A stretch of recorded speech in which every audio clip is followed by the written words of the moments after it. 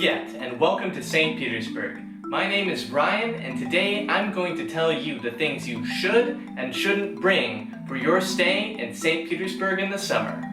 Now first and foremost, you should know that St. Petersburg is a very rainy city. This means that you're going to want to have shoes that are capable of withstanding a lot of rain, a rain jacket, and maybe even a small umbrella that you bring with you every day. To say that it rains once a week in St. Petersburg is a vast understatement. In general, you should be cautious about what clothes you bring, even in the summer, because it rains a lot.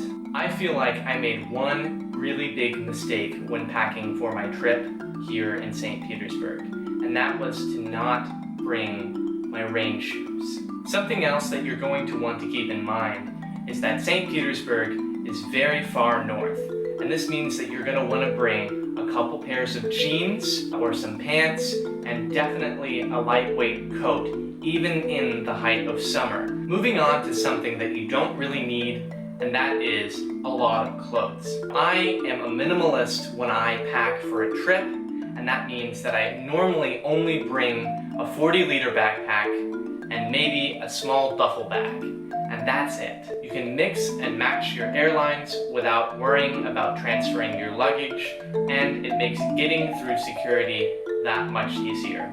What I recommend is to bring some old clothes that you're going to be ready to throw away at the end of your trip, so that you can put in the new clothes that you buy here into your backpack. Something else that you definitely don't want to bring, and this is going to sound a little crazy, but you don't want to bring soap, you don't want to bring shampoo, I don't recommend that you bring any toothpaste.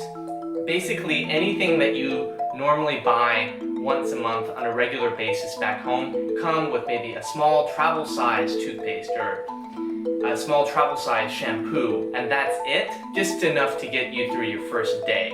Anything that you buy on a regular basis, you can get it here, it's gonna be cheaper, and you're gonna save room in your backpack. Something else that you definitely want to bring is a printout of everything. All the tickets that you have purchased on the Mariinsky website, any other travel plans that you have, hotels that you've booked, Airbnb confirmations, just print that out, throw it in your backpack, put it in a nice folder so nothing gets wrinkled, and everything will be fine. I definitely recommend that you purchase any tickets for shows that you want to see well in advance, especially for the Mariinsky in summer. Something that I recommend that you bring on any trip is electrical tape and duct tape. My laptop charger started to fray, but I had electrical tape and everything is fine. My shower was actually leaking in one spot down to the floor below me, and what was the easiest fix? Just to put a small piece of duct tape. I definitely recommend, if you're coming to St. Petersburg, or going anywhere for that matter, always bring a small roll of electrical tape and a small roll of duct tape. Just bring them. Even if you don't think they will come in handy, they probably will. Something else that I recommend you do not bring is a converter. Now, you're going to think, what are you talking about? How am I supposed to plug in my electronics? If you're buying a travel converter in the United States, you're looking between $20 to $40.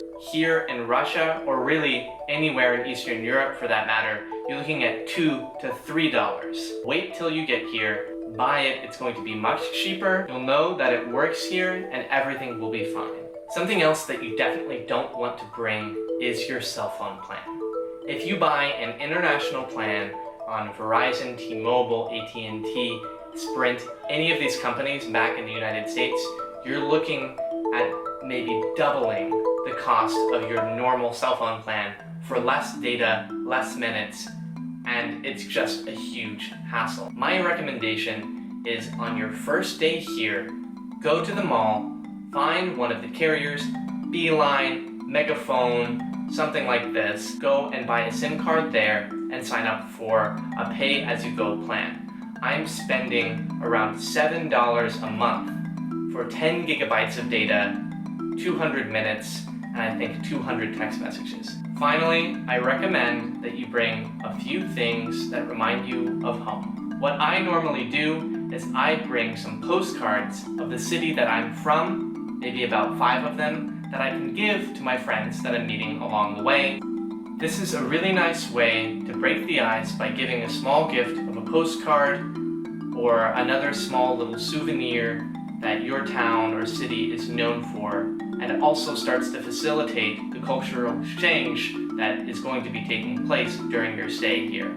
I hope that my recommendations have helped, and I hope you fall in love with Russia as much as I have. Until next time, пока.